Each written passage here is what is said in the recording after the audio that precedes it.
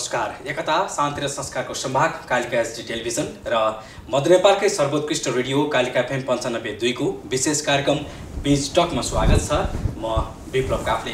कार्यक्रम बीज टकमा हामी उद्योग, व्यवसाय, प्रबन्धनका बारेमा चर्चा गर्ने गर्छौं।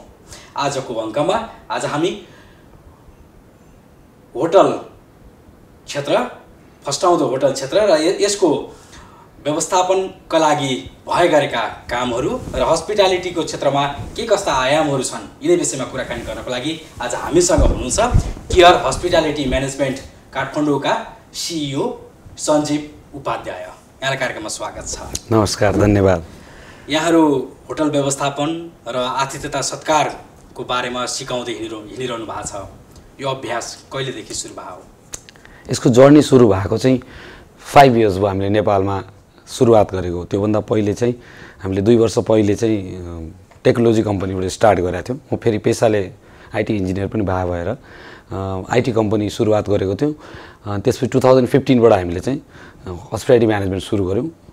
पहिले हामीले सान्श्री हस्पिटालिटी म्यानेजमेन्टबाट सुरु गरेको थियौँ, किनभने कम्पनीको नाम पनि सान्श्री टेक्नोलोजी भएर सुरुवात गरेको थियो। त्यसपछि 4वटा जति होटलमा हामीले सुरुवात गऱ्यौँ। प्रत्येक वर्ष एउटा गरी गऱ्यौँ र 5औं वर्षमा आइपुग्दाखेरि चाहिँ अब चाहिँ गाह्रो हुन्छ, यसरी चाहिँ चलाउन गाह्रो हुन्छ। म एक्लै पनि भएँ, किनभने आफैले सधैँ लिडिङ रोल सकिँदैन हैन भनेर हामी टिम बसौँ भनेर मैले चाहिँ सरहरूलाई, मेरो साथी मित्रहरूलाई मैले आग्रह गरेँ, ल लेट्स जोइन टुगेदर। किनभने हामीले केयर हस्पिटालिटीको स्लोगन पनि टुगेदर वी क्यान भनेर राखेका छौँ कि। सो उहाँहरूलाई सँगै साथमा लिएर विभिन्न 5 स्टार होटलका एक्सपिरियन्स, इन्टरनेसनल एक्सपोजर भएको साथीहरूलाई, आफू जस्तै ट्रु कपी विचार मिल्ने साथीहरूलाई सँगै ल्याएर हामीले चाहिँ गरौँ भनेर लास्ट कपाल अफ इयर्सबाट हामी चाहिँ सँगै काम गरेर यसको नाम चाहिँ केयर हस्पिटालिटी नाम दियौँ हामीले। जस्तो म्यानेजमेन्टमा मास्टर्स, त्यसपछि यो IT इन्जिनियर मान्छे, तपाईँ चाहिँ होटल क्षेत्रमा चाहिँ बढी दौडधुप तपाईँको छ हैन? हजुर। यो तालमेल मिल्दो रहेछ? एकदम मिल्ने। म्यानेजमेन्ट भनेकै त्यही भएर त हो नि, हैन र? हो, तालमेल मिल्ने कसरी भन्नुहुन्छ भने टेक्नोलोजी टेक्नो फ्रेन्डली बनाउन खोज्या हो होटललाई। अहिलेको जमाना भनेको 2021 आज भनेपछि 2021 को जमानामा आएर हामी चाहिँ अलिकति रेट्रो पुरानो तरिकाले अब नजाउँ, अब नयाँ तरिकाले। हिजो अस्ति तपाईँ हाम्रो घरमा ल्यान्डलाइन फोन बज्दा मात्रै पनि छिमेकीलाई बोलाएर फोन गर्ने बेला थियो नि त। तपाईँ हामीहरू बाल्यकाल त्यसरी बित्या हो है। टिभी पनि हामी ब्ल्याक एन्ड व्हाइट रामायण र महाभारत हेर्दा रमाउने बेला थियो नि त। त्यो र अहिलेको एरा हातमा छ नि त। भनेको टेक्नोलोजीले हामीलाई सिकायो र हामी टेक्नोलोजी फ्रेन्डली भएर अगाडि बढ्यौँ। त्यही भएर तालमेल मिल्नको लागि होटलमा पनि त्यसै गरी हामीले हस्पिटालिटी इन्डस्ट्रीमा पनि तालमेल मिलाउनलाई टेक्नोलोजी चाहिँ चाहिन्छ भन्ने हिसाबले हामीले टुगेदर सुरु गरे हो यो काम। जस्तो यहाँहरूले यो हस्पिटालिटीको काम गर्दाखेरि चाहिँ एकदम ठुलो लगानी भएका ठाउँहरूमा यहाँहरूको डिमान्ड बढी हुन्छ, सानातिना होटलहरूले यो अभ्यास गर्न सक्दैनन्? कस्तो राम्रो प्रश्न। त्यसको जवाब चाहिँ एकदम म खुलेर दिन सक्छु। हामी not only 5 star, not only mid series, हामी लोवर लेभलको प्रपर्टी पनि हेर्छौँ। हामी होमस्टेहरूदेखि लिएर सबै हेर्छौँ। ओब्राय, ताज इन्टरनेसनल चेन थाहा छ यहाँलाई, उहाँहरूको आफ्नै होमस्टे पनि छ। भन्छ एउटा 5 स्टार प्रपर्टीले होमस्टे पनि सुरु गरेको छ भने हामी किन सक्दैनौँ भनेर नेपालमा हामीले होमस्टेतिर पनि हात हालेका छौँ। त्यही भएर हामी ठुलो प्रपर्टीमा मात्र नगएर साना लेभलदेखि ठुलासम्म सबै किसिमलाई समेट्न खोज्दैछौँ। जस्तो यहाँहरूको संस्थाको नाम केयर हस्पिटालिटी म्यानेजमेन्ट भनेर राख्नु भएको छ। यसले के कुरामा केयर गर्ने हो र केयर भनेर नाम राख्नु भएको? हामी केयर गर्छौँ, टेक केयर गर्छौँ, सर्भिसमा केयर गर्छौँ, बिजनेसमा केयर गर्छौँ हजुरको। त्यसपछि हामीले अर्को कुरामा एडिसनल गर्नुपर्दाखेरि हजुरको जब क्रिएट गर्छौँ, मान्छेहरूलाई हामीले जो रोजगारी दिएका छौँ, विभिन्न कुरामा हामीले केयर गरेका छौँ। तपाईँ हामी सबैजना जोडिने ठाउँ बनाएका छौँ हामीले। पहिले होटल भनेर मान्छेले वाइन एन्ड डाइन, बेड एन्ड ब्रेकफास्ट बुझ्थे। होटल त्यति मात्र छैन। होटल इन्डस्ट्री आफैमा यति ठुलो भोल्युम, यति ठुलो इन्डस्ट्री हो जुन इन्डस्ट्रीलाई बुझेर बुझिन सक्नु छ है। र हाम्रो इयर्स अफ एक्सपिरियन्सले हामी के भन्छ भने हिजो अस्ति त हामी पनि कुनै ठाउँमा जब गर्दै आएको हौँ, होटल इन्डस्ट्रीबाटै हामी पनि जब गर्दै अनि हामीले आफ्नो सुरुवात गरेको हौँ। आजको यो सिनारियोमा हेर्दाखेरि हिजो र आजको डिफ्रेन्सेस पनि हामीले फिल गरेर अनि हामीले केयरलाई एउटा शाब्दिक अर्थ दिन खोजेको हो। सञ्जीवजी जस्तो नेपालको इतिहास हेर्ने हो भने सन् 2000 पछि निजी क्षेत्रबाट चाहिँ बिएमएम वा सो सरको स्नातक तहको पढाइ भएको देखिन्छ होइन। सन् 1979 होटल व्यवस्थापनको पहिलो स्नातक तहको पढाइ सुरु भएको जस्तो देखिन्छ।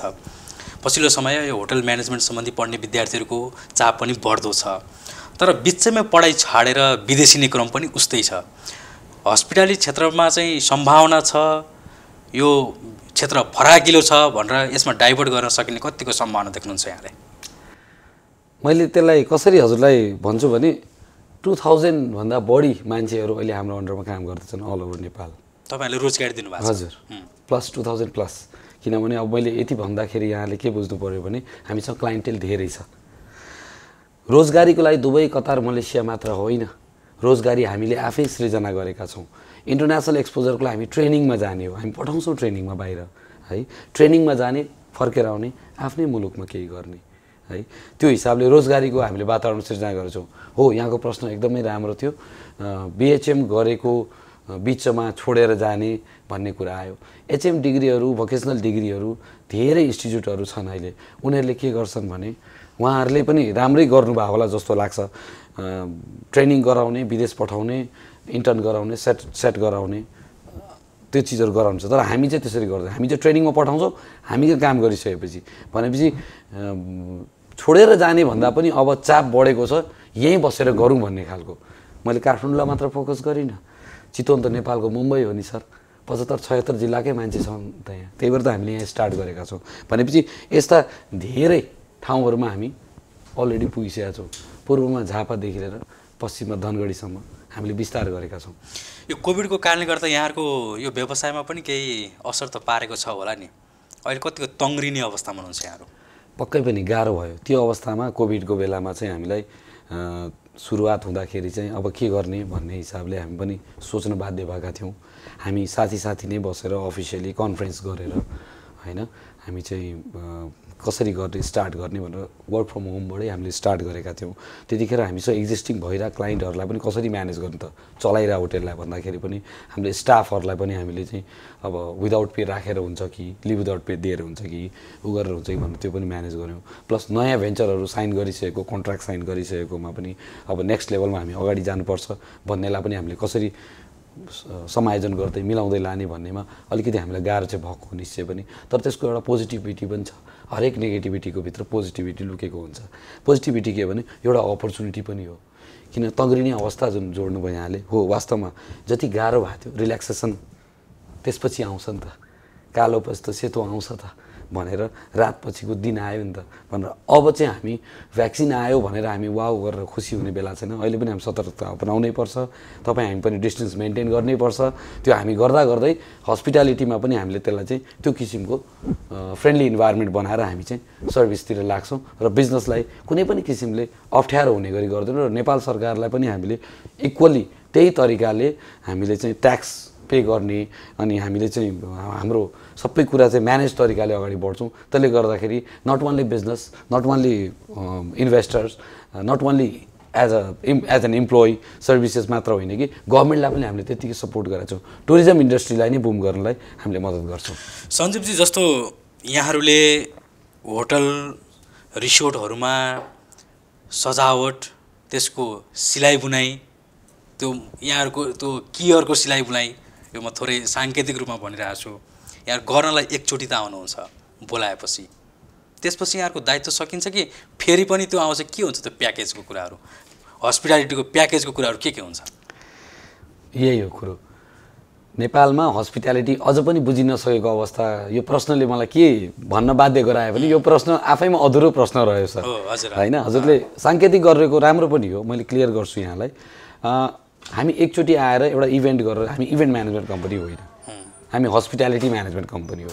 हामीले कन्ट्र्याक्टै 3 वर्ष, 5 वर्ष, 10 वर्ष कन्ट्र्याक्ट गर्छौँ हाम्रो प्रपर्टीको साइज र उहाँको निड हेरेर। हाम्रो तर्फबाट हाम्रो चाहिँ स्टाफ्सहरू, हामीले डिपुट गरेका मान्छेहरू हायर गरेर सबै गरेर हामीले आफ्नो मान्छे राखेका हुन्छौँ हाम्रो बिहाफमा आउने जाने फ्रिक्वेन्ट। इभन सर म त काठमाडौँबाट 4 आवर्स ड्राइभ हो, म त अहिले भर्खरै घरमा हुन्छु, म बेलुका चितवन आइसक्नु पर्ने अवस्था पनि हुन्छ। त्यसै गरी हाम्रो मित्रहरू पनि महिनामा एटलिस्ट 2टा भिजिट चाहिँ एभ्री फोर्टनाइटमा एकचोटि चाहिँ आउनै पर्छ भन्ने हामीले रुल्स रेगुलेसन बनाएको छौँ। एउटा प्रपर्टी मात्र छैन नि त, सबैलाई समय दिनु पऱ्यो इक्वल्ली। जहाँ जान्छौँ त्यसलाई चाहिँ पुरा समय दिन्छौँ। त्यही भएर यो कन्ट्र्याक्ट यो आउने जाने अथवा इभेन्ट म्यानेज गरेर गयो भन्ने चाहिँ त्यो अन्य अर्थ नलागोस्, किनभने हामी कन्टिन्यू नबस्ने भने बिजनेस हुन सक्दैन।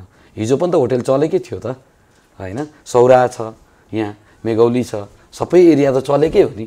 किन त म्यानेजमेन्ट चाहियो भन्दाखेरि चाहिँ यस्तै कुरालाई चाहियो।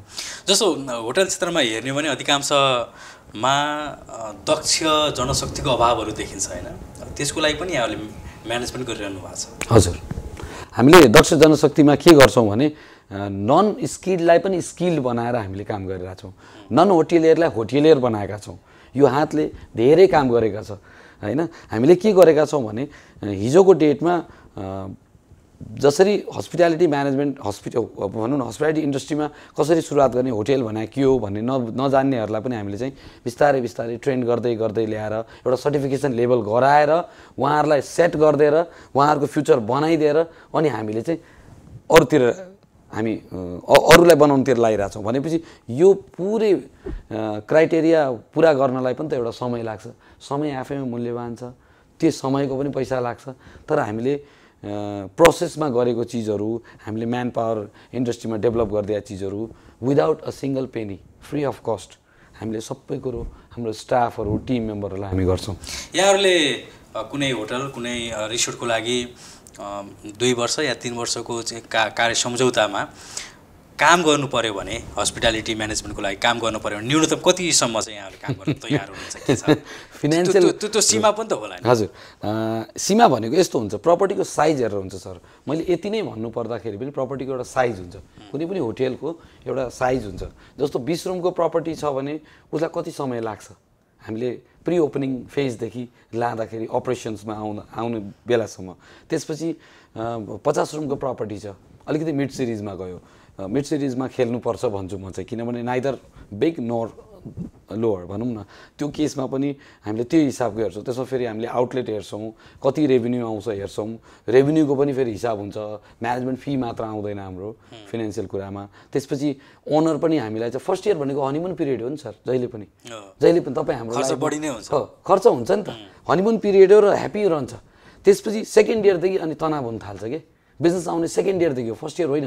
फर्स्ट इयर त नयाँ प्रपर्टी छ, जाउँ न त, रमाउँ न त, हेरौँ न त भनेर जाने बस्ने खाने आउने हुन्छ। तर सेकेन्ड इयरमा अलिक तनाव हुन्छ, अनि थर्ड इयरदेखि बिजनेस आउनु बन्द हुन्छ। त्यही भएर म्यानेजमेन्ट चाहिन्छ। हामीले बिजनेस कहाँबाट जोड्छौँ, बार्टर बिजनेस गर्छौँ, कनेक्टिङ बिजनेस गर्छौँ। हामीले एउटै प्रपर्टी एक ठाउँमा लिएर बस्दैनौँ। भरतपुरमा एउटा ल्याछौँ भने सौरामा अर्को लिन्छौँ, सौरा अर्को ल्याछौँ भने जगतपुर पटियानी अर्को लिन्छौँ। किन हामीले बेस बनाइरहेछ भने काठमाडौँबाट अथवा इन्टरनेसनल एयरपोर्ट जुनसुकै हाम्रो नेपालमा छ, जतिवटा पनि छ, सबैतिरबाट आएका गेस्टलाई चाहिँ हामीले कनेक्टिङ बिजनेस गर्छौँ, आइटिनरी बनाउँछौँ। त्यसले गर्दा सबै प्रपर्टी हामीले म्यानेज गरेर प्रपर्टीमा पनि ओनर्सको पनि बिजनेस बढ्यो, टुरिस्ट पनि विभिन्न डेस्टिनेसनमा इन्जोय गरे, हाम्रो पनि रेभेन्यू आयो, हाम्रो पनि त अब रेभेन्यू आउँछ, प्लस बाटर पनि बिजनेस गर्छौँ। आज 200 जनालाई एकोमोडेट गर्ने मसँग रुम छैन भने मैले हजुरलाई 150 जना म आफ्नो होटेलमा गर्छु भने 50 जना हजुरको होटेलमा पनि त दिन्छु है। भोलि हजुरले पनि त दिनुहुन्छ। त्यो बाटर बिजनेस भनेपछि हामीले यस्तो किसिमको तरिकाले म्यानेजमेन्ट गर्दै आउँछौँ। फिजको कुरालाई लिएर जुन हजुरले सोध्नुभयो, वास्तवमा यो गरेको ओभरअल गरेको first year, second year, third year यसको कुनै मूल्य हुँदैन है, यसको कुनै मूल्य हुँदैन। यो बहुमूल्य छ, तर हामीले पैसा लिएर बहुमूल्य भने हामी बहुमूल्य शुल्क लिँदैनौँ होइन, कहिले पनि लिँदैनौँ, किनभने हामी बिजनेस गर्न आएका होइन, बिजनेस गर्न सिकाउन आएका हौँ। जस्तो यहाँले यसो भनिरहँदाखेरि यो होटल म्यानेजमेन्ट होइन, हस्पिटालिटी म्यानेजमेन्ट कुराहरू अगाडि बढिरहेको छ। जस्तो सुरुवाती दिनहरूमा यो क्षेत्रमा होटल व्यवसायहरूलाई सम्झाउन बुझाउन कतिको गाह्रो मान्नुहुन्थ्यो यहाँहरूले? के थियो सुरुवाती दिनमा? साह्रै गाह्रो भएको थियो सर। सुरुवाती दिनमा मैले एउटा एक्सपिरियन्स पनि सेयर गर्छु। म एक्लै हुँदाखेरि टिममा पहिले सुरुवात गर्ने बेलामा 2015-16 को कुरा होला, 16 स्टार्टिङकै कुरा हो, जनवरी फेब्रुअरीको कुरा हो। म कुनै ओनरका गएँ भेट्नलाई, मैले कुरा गरेँ, प्रेजेन्टेसन्स देखाएँ। फर्स्ट मिटिङमा अलिकति आइस ब्रेकिङ सेसन भयो, अनि उहाँले भन्नु ल ठिक छ, तपाईँले राम्रो कुरा गर्नुभयो भाइ, तपाईँको सिनियरलाई लिएर आउनुहोस् भन्नुभयो कि।